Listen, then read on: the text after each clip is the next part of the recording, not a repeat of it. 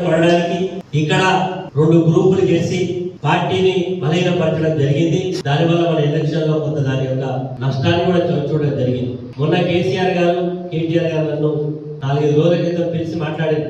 ఎవరికి ఏ పదవి ఇచ్చడానికి సంబంధం లేదు, ఆ భూపాలపల్లి నియోజకవర్గానికి నువ్వే నాయకుడివి, నీ నాయకత్వంలో 30-40 మంది ఎమ్మెల్యేల ముందు ఎమ్మెల్సీల ముందు కేసీఆర్ గారు చెప్పిండు, భూపాలపల్లిలో కాలు పెట్టడానికి అవకాశం లేదు, మీరు అక్కడ ఏలు పెట్టద్దు, కాలు పెట్టద్దు, అక్కడ వెంకటరమణారెడ్డి గారి నాయకత్వం వహిస్తారు అని కూడా చెప్పడం జరిగింది. కాబట్టి మిత్రులారా, దానికి అవకాశం లేదు. మీరు మళ్ళా ఈ అనుమానం లేదు. ఎందుకంటే ఈ నియోజకవర్గంలో ఒకరే నాయకత్వం, బహునాయకత్వం ఉంటే నష్టం జరుగుతుంది. ఈ రోజు మన జరిగింది నష్టం. కాబట్టి నాయకత్వం నాకు చాత కాకపోతే, నాకు శక్తి లేకపోతే, అందుబాటులో లేకపోతే నేనే స్వచ్ఛందంగా విరమించుకుంటా. బాబు నాతో అయితే లేదు,